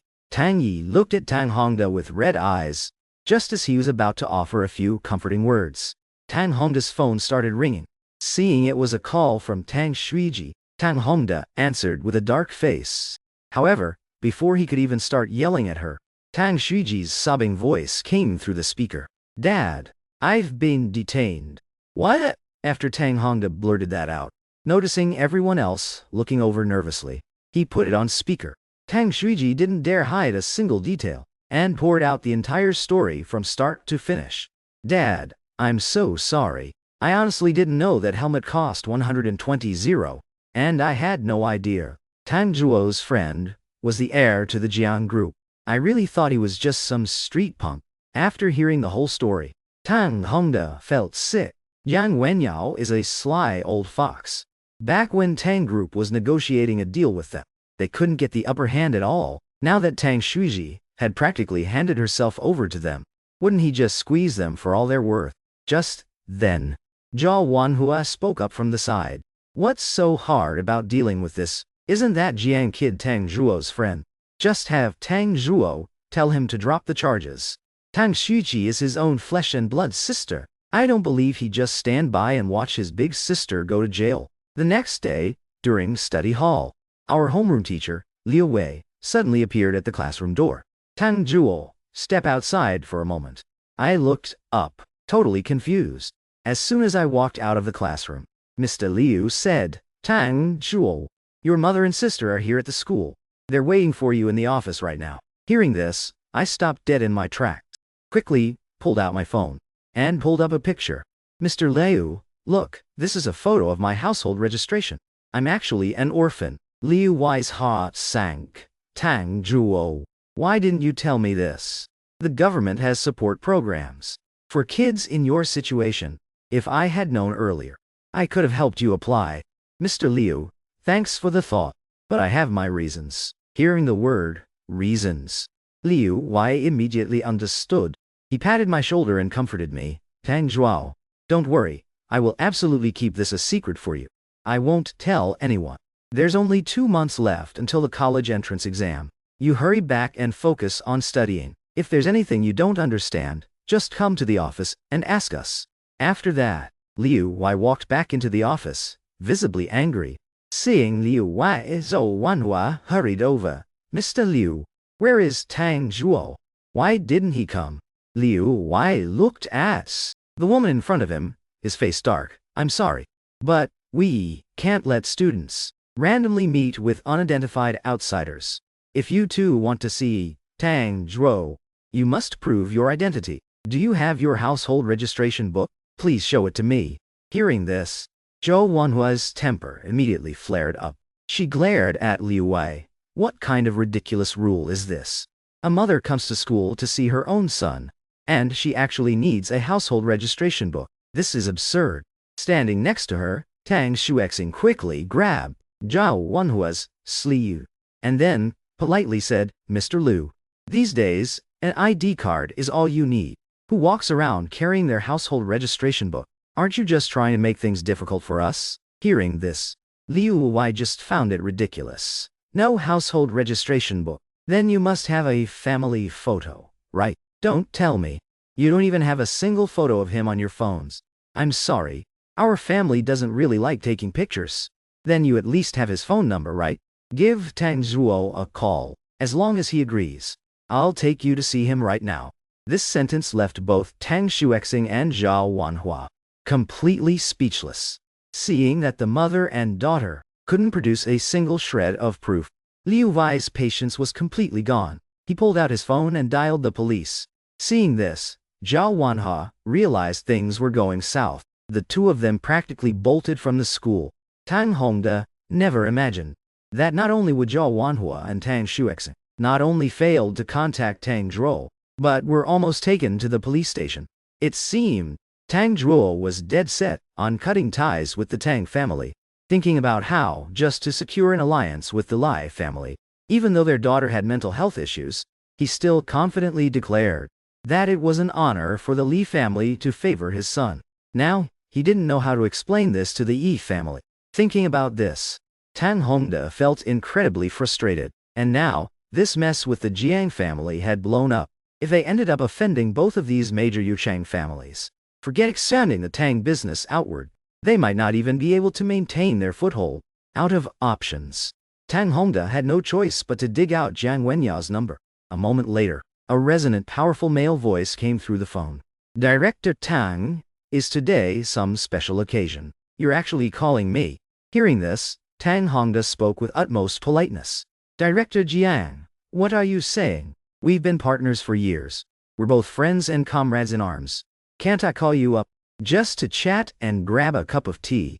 Jiang Wenyao saw right through Tang Hongde's obvious I need a favor act. His eyes filled with disdain as he chuckled. Oh, looks like Director Tang has a favor to ask. Sure thing. I'm at the South Club right now. Come on over. I was just looking for someone to pick up the tab. Tang Hongde immediately put on an enthusiastic, compliant tone, and replied, of course. It's an honor to pick up the tab for Director Jiang. As soon as the lunch bell rang, Yang Tiaming got a call from his dad. Afterward, he looked at me with a conflicted expression. My dad just told me on the phone that Tang Hongde went begging to him, asking him to persuade me to settle privately with Tang Shuiji. I looked at Jiang Tiaming, a sly smile forming on my lips. You can tell your dad. A private settlement is fine, but the Tang family has to show enough sincerity. Jiang Tiaming looked at me, utterly confused. If I remember correctly, the Tang and Jiang families have quite a few joint projects. Right now, Tang Shuiji is in your hand. The Jiang family can use this as leverage. to bleed the Tang family a little, make them hand over a bigger piece of the pie. As for exactly how to play it, your dad definitely knows. After hearing this, Jiang Tiaming whipped out his phone immediately and called Jiang Wenyao. Watching this unfold, the corners of my mouth involuntarily turned up. When I left the Tang house, I had already made up my mind. If I ever ran into them and had the chance to stomp on the Tang family, I absolutely wouldn't miss it. After Jiang Tiaming finished his call with Jiang Wenyao, he was grinning from ear to ear. The sun must be rising in the west. My dad actually praised me for finally using my brain, and he's rewarding me with $1 million to go buy a new helmet. This is all thanks to your brilliant idea. I gotta send you a huge red envelope. After saying that, Jiang Tiaming pulled out his phone again. A second later, the notification chime for an Alipay transfer of 100 yuan rang out. Meanwhile, at the South Club, playing the role of a lowly lackey, pouring tea and serving water, Tang Hongda watched Jiang Wenyao go in and out, making several phone calls. Finally, unable to hold it in, he asked, "Director Jiang, what did young Master Jiang say?" Jiang Wenyao wore a faint smile and casually tossed his phone on the table. "Your Tang Group's executive CEO, Tang Shuiji, has zero respect for the future heir of the Jiang Group. She repeatedly humiliated him in public. This is a direct provocation to our Jiang Group." Tang Hongda quickly explained, "Director Jiang, why are you saying that? This is just a minor spat between the younger generation. There's no need to escalate it to this level. A minor spat between the younger generation. Director Tang, you're making light of this." Jiang Wenyao slammed his teacup onto the table and roared in a low voice, "My son." Jiang Wenyao's son has never been treated like this his entire life. Seeing this, Tang Hongda dropped the fake smile and asked directly, "Director Jiang, since we're being blunt here, just tell me what your demands are." Jiang Wenyao instantly grinned. That was exactly what he was waiting for. The Tang Group's project in Rongcheng, Sichuan province. "I want 40% of the profits." Tang Hongda's heart sank instantly. 40% of the profits. That essentially meant that all their hard work over the past few years was basically just handing over money to the Jiang Group. But for the sake of the Tang Group's reputation, Tang Hongda had to compromise. "Fine. Director Jiang will do as you say." That afternoon, after being locked up for several days, Tang Shuiji walked out of the detention center in a total daze. During her days in detention, she had reflected deeply on her behavior and realized where she had gone wrong. Because she was prejudiced against Tang Zhuo, she had preemptively assumed that Tang Zhuo's friends were all delinquents. This led to all the chaos that followed. She decided that from now on, she would abandon all her preconceived notions and start fresh in understanding this brother of hers. Meanwhile, at the Tang Villa, due to conceding 40% of the profits from the Rongcheng project to the Jiang Group, Tang Hongda was facing intense backlash from the entire board of directors. Just as he was stressing over how to respond to the shareholders' role, Tang Shuiji pushed open the door to the study, seeing the person who had caused this entire mess appear. Tang Hongda roared, "Tang Shuiji, you still have the nerve to come back. Look at the mess you've made." Tang Shuiji spoke with a face full of apology. "Dad, I'm sorry, this whole thing was my fault.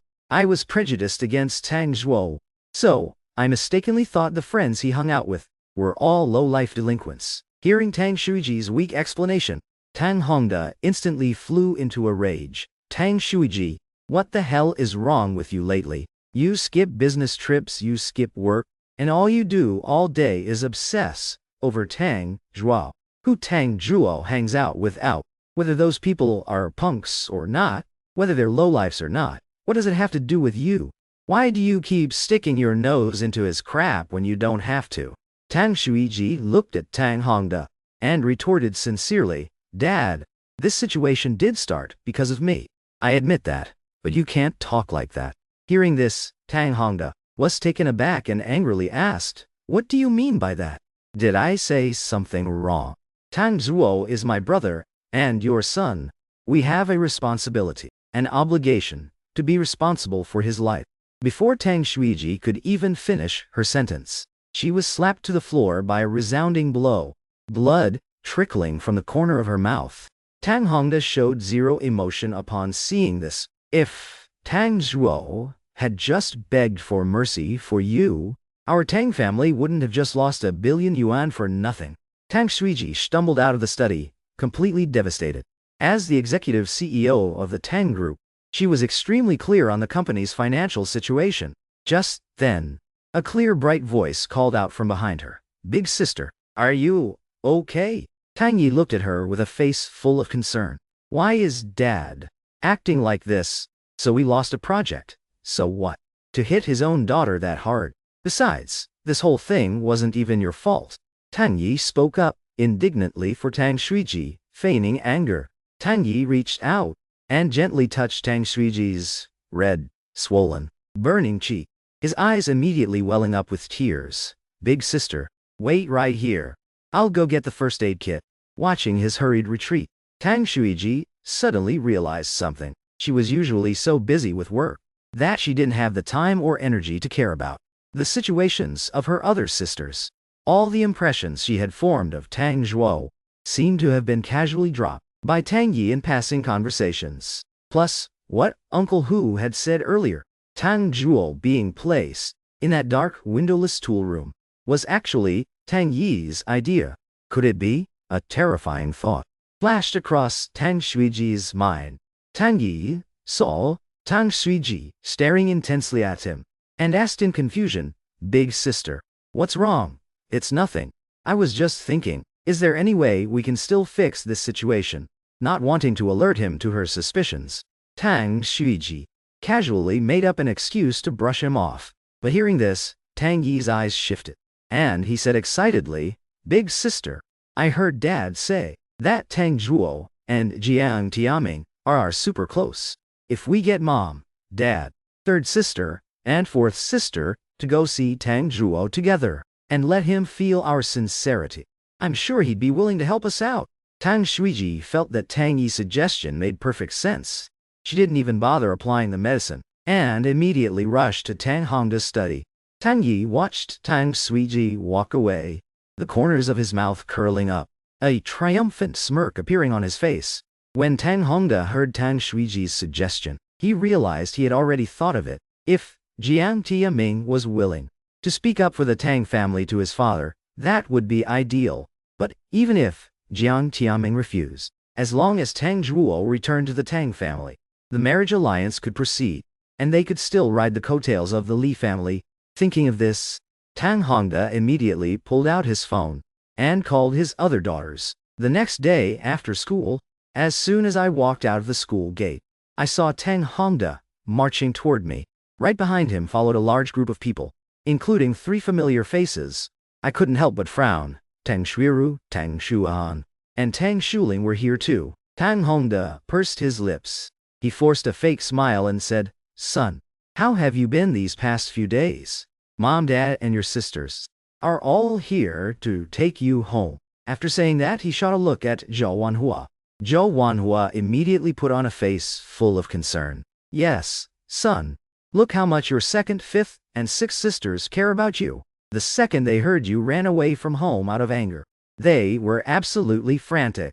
They booked flights right away to come back." Tang Shuiji stepped forward as well, to show her sincerity.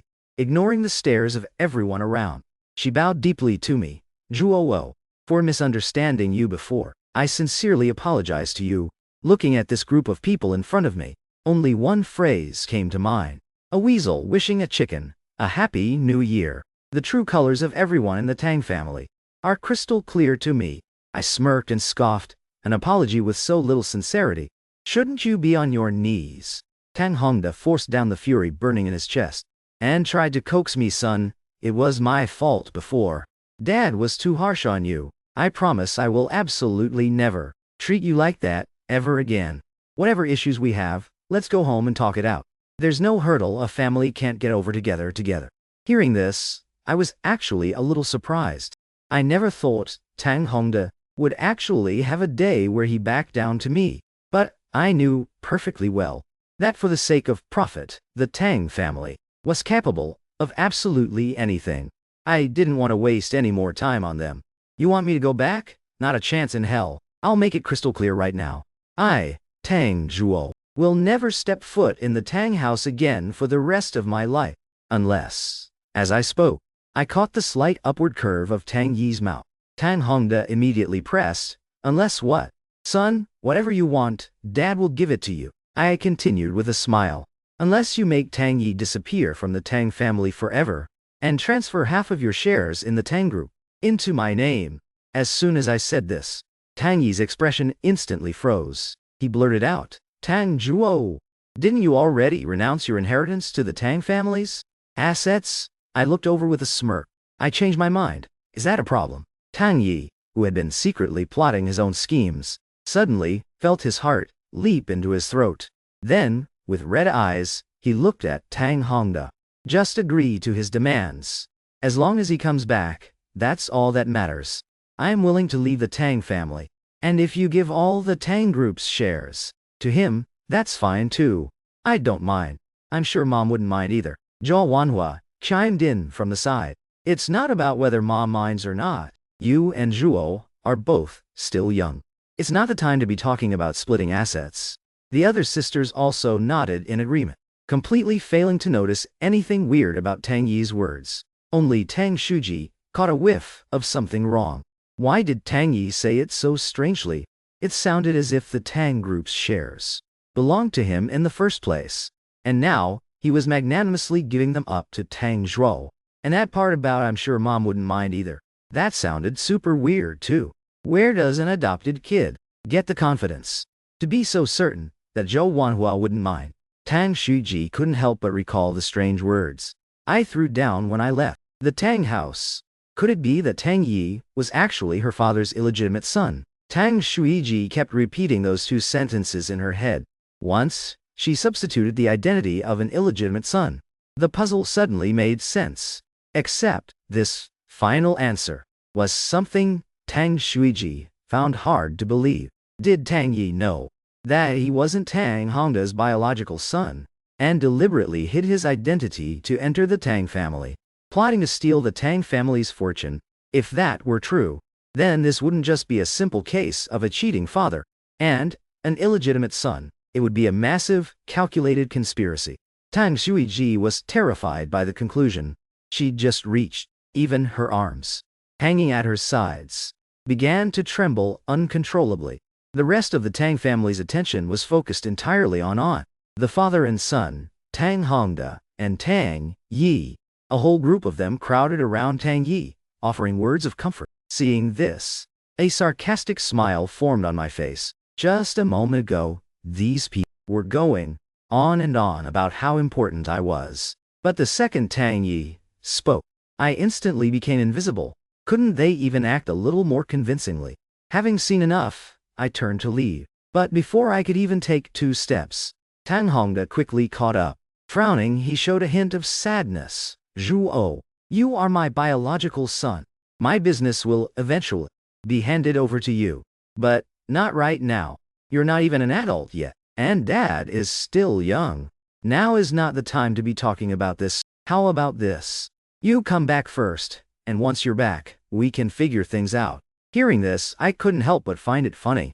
Are you sure? Figure things out doesn't mean beating me to a pulp, threatening, and bribing me. I clearly remember your twisted, ferocious face when you kicked me in the chest, looking like you wanted me dead. Tang Hongda, I know exactly what kind of dirty schemes you're plotting.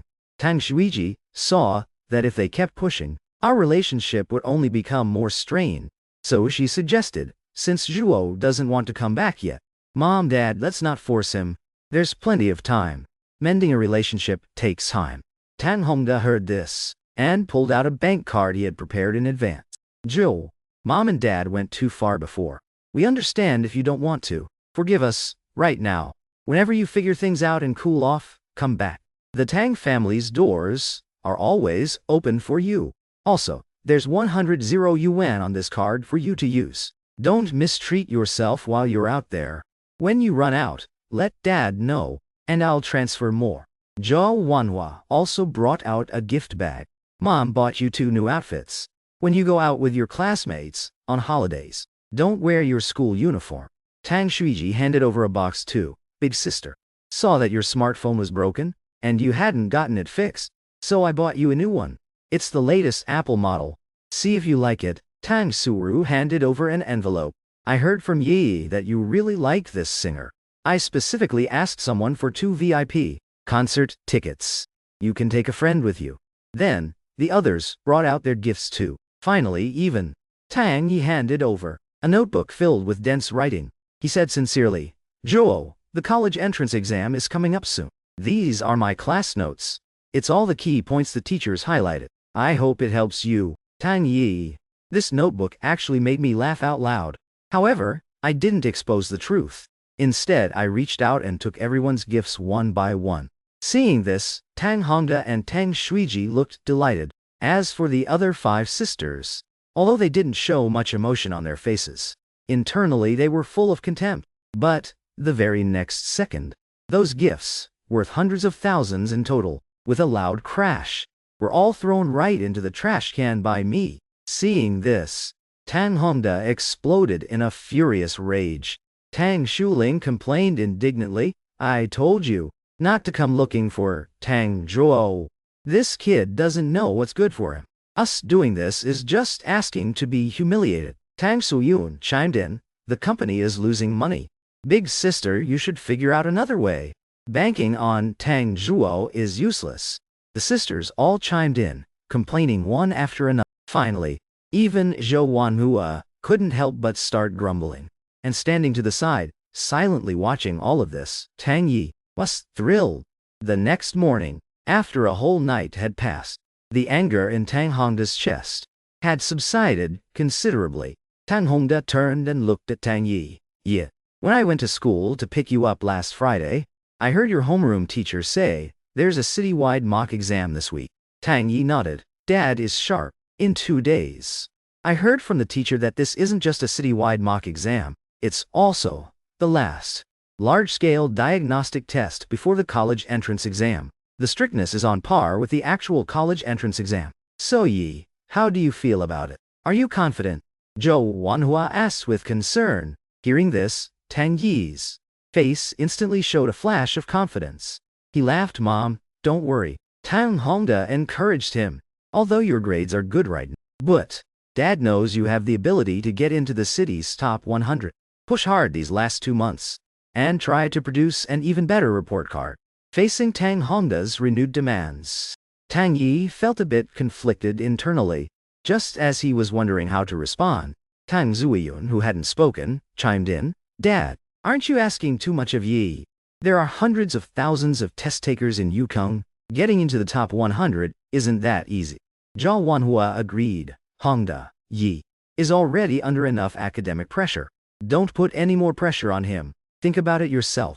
Among all our relatives and friends, there are so many kids Yi's age, whose grades can compare to Yi's. Mom, Shuo's grades are better than Tang Yi's." Tang Shuiji pulled out her phone, pointed at the name on it, and said, "Every year, Yusheng's citywide mock exam rankings are published on the Yucheng Education Network. Look for yourselves. On the ranking list, Tang Zhuo has a total score of 708, ranked 88th in the city." When this was said, everyone looked at Tang Shuiji in shock. A flash of panic crossed Tang Yi's eyes. He spoke with feigned hesitation. "Big sister, about Tang Zhuo's grades. I originally wasn't going to say anything, but now that you're misunderstanding me, because of his grades, I guess I can't cover for him anymore."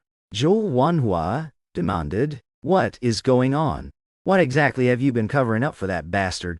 Tang Yi continued. "Tang Zhuo's cheating was only discovered after he transferred to number 32 high. No, 32 high spent a ton of effort on poaching him from number 68 high. But not long after he transferred, he was caught cheating. The school thought it was embarrassing, so they suppressed the news. But it's been an open secret internally for a while now." Tang Yi frowned, his gaze sweeping over Tang Hongda, Zhou Wanhua, and his 6 sisters with a look of distress. "I promised him before that I'd keep this a secret for him. So, can everyone just pretend they didn't hear this? Otherwise, he'll definitely." Tang Suiyun shot up from her seat, asking angrily, Yi, what will that guy Tang Shuo do? Did he threaten you? Isn't it obvious? That guy hangs out with a bunch of delinquents. Does he ever do anything good? He definitely threatened Yi, Tang Shuling said through gritted teeth. Tang Hongda angrily slapped the table. This Tang Zhuo, he cheated in the citywide mock exam, which is embarrassing enough, and he actually dared to threaten you. It seems I was really too lenient with him before, letting him become so lawless. If I knew he'd turn out like this, he shouldn't have been born at all. Zhao Wan was scolded while pulling Tang Yi's hand. With a heartbroken look, she said, Yi, it's Mom's fault. You were being bullied by Tang Zhuo this badly, and I didn't even notice. With his head bowed, Tang Yi saw that Tang Hongda and Zhou Wanhua's anger had been successfully stoked again. A flash of satisfaction crossed his eyes. Tang Shuiji watched everyone wholeheartedly believe Tang Yi's words. For the first time, she felt a deep sense of powerlessness. Their misunderstandings and prejudice against Tang Zhuo were already bone deep. Until she could produce solid evidence, they wouldn't change their minds. Thinking of this, Tang Shuiji looked at Tang Yi. Ever since she realized that Tang Yi's relationship with their father might not be as simple as everyone thought, she began to suspect that the bad impression everyone, including herself, had of Tang Zhuo seemed to have been subtly spread by Tang Yi. Since then, she had been quietly observing his every move, wanting to know if she was overthinking things, or if Tang Yi was truly two-faced and doing this intentionally. However, after witnessing this entire scene, and seeing all of Tang Yi's reactions, Tang Shuiji already had her answer. Having seen through Tang Yi's true nature, Tang Shuiji felt like a boulder was pressing on her chest, making it impossible to breathe. At this moment, she just wanted to escape this toxic environment, calm down, and carefully sort through everything, and then arrange for people to thoroughly investigate all the doubts in her heart. Only after getting solid evidence could she bring this matter out into the open to discuss. Having figured all this out, Tang Shuiji eagerly got up, wanting to quickly go and arrange everything. However, she had barely taken a few steps before Tang Yi called out to her, "Big sister, why are you leaving? Do you not believe what I'm saying? Do you think I'm slandering Zhuo? Tang Shuiji, what is wrong with you lately? All you do is take the side of an outsider. Yi is the brother you watched grow up. How could he be lying? Why are you only willing to believe Tang Zhuo?" Zhao Wanhua asked, both angry and confused. Tang Shuiji turned back and answered with extreme coldness, "I don't believe anyone. I only believe my own eyes and ears. Don't worry, I will personally investigate this matter." Saying this, Tang Shuiji looked at Tang Yi. "I will definitely find out the truth." Tang Yi's heart skipped a beat. He hurriedly said, "Big sister, this happened a year ago, and it's a scandal that no 32 High suppressed. It probably won't be easy to investigate. Actually, it's very simple to find out what his real grades are. We'll know after this citywide mock exam." Tang Yi clenched his fists and continued, "If his score is higher than mine this time, then I'll admit that I'm not as good as him, and that I slandered him before out of pure jealousy. When that time comes, big sister, you can punish me however you want. Even if you make me go apologize to him, or make me leave the Tang family, I'll do it willingly." Tang Shuiji looked at Tang Yi's flawless, trackless act. If it weren't for all the clues that had been exposed one after another recently, even she would probably have chosen to believe him.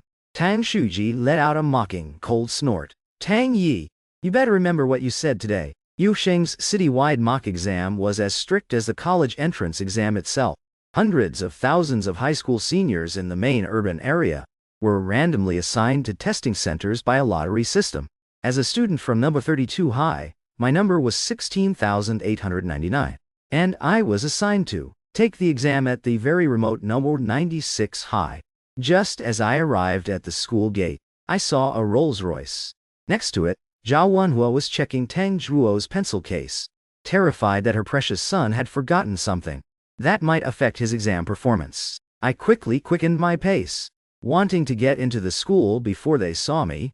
However, after taking only 2 steps, I heard Tang Yi's voice. "Huh, isn't that Tang Zhuo?" Tang Yi jogged over with a smile on his face. What a coincidence. Are you testing at this center too? Who the hell is your brother? Don't try to act close with me. Zhou Wanhua, Tang Xueru, and Tang Shuling had followed closely behind. Hearing my words, Zhou Wanhua's anger flared up instantly. Tang Zhuo, do you have any manners at all? Is that how you talk to Yi? Manners? You're talking about manners to an orphan, whose parents are dead and whose whole family is wiped out. Sorry, I really don't have any. I mocked with a smile. Hearing this, Zhou Wanhua raised her hand to slap me across the face. But, before her hand could land, Tang Yi stopped her. Mom, he's just jealous that my grades are better than his. So, his words are a little harsh. He's not a bad person at heart. Please, don't do this. I laughed out loud when I heard this. Tang Yi, did you forget to take your meds? In the last citywide mock exam, I ranked over 100 places higher than you. And my score was dozens of points higher than yours. And you say I'm jealous of your grades. Tang Xuling immediately retorted, Tang Zhuo, don't think we don't know that you got that rank by cheating. What is there to show off? Cheating. I immediately fixed my gaze on Tang Yi and asked sternly, did you say I cheated? A flash of panic and guilt crossed Tang Yi's face. For a moment, he didn't know how to respond. Then, Tang Shuling jumped out, shielding Tang Yi behind her. Tang Zhuo, what are you trying to do? Are you trying to threaten and retaliate against UI again? Let me tell you, underhanded tactics like cheating only work once, not twice. Tang Zhuo, if you really have what it takes, then beat Yi in this exam. Immediately I turned on my phone's voice recording function, looked at the arrogant Tang Shuling, and asked, and if I do beat him, if your score actually beats Y's, then I'll admit I wrongfully accused you of cheating. When that time comes, I'll kneel down and apologize to you. Right at the gate of your school.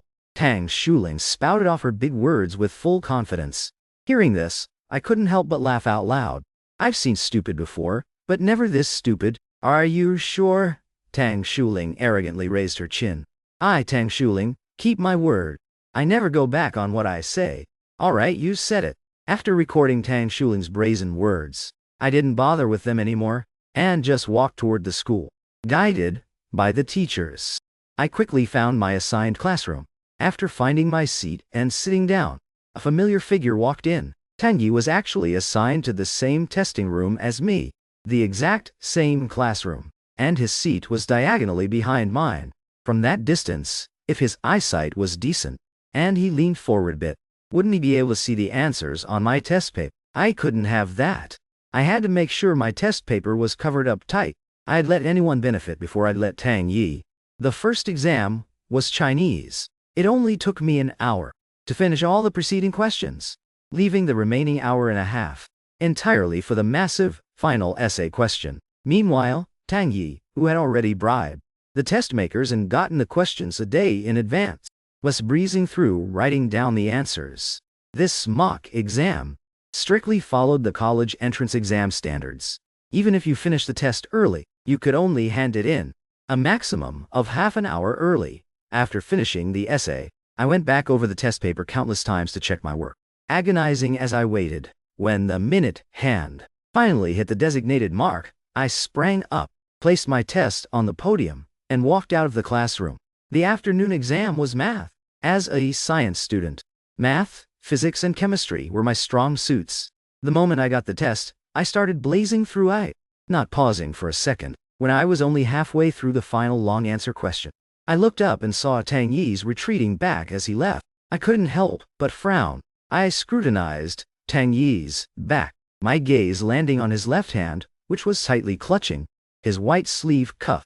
Tang Yi was a neat freak. His uniform always looked perfectly clean and brand new. It was never dirty. But right now, the cuff he was squeezing had a faint, grayish tint, looking grimy and completely different from his other sleeve.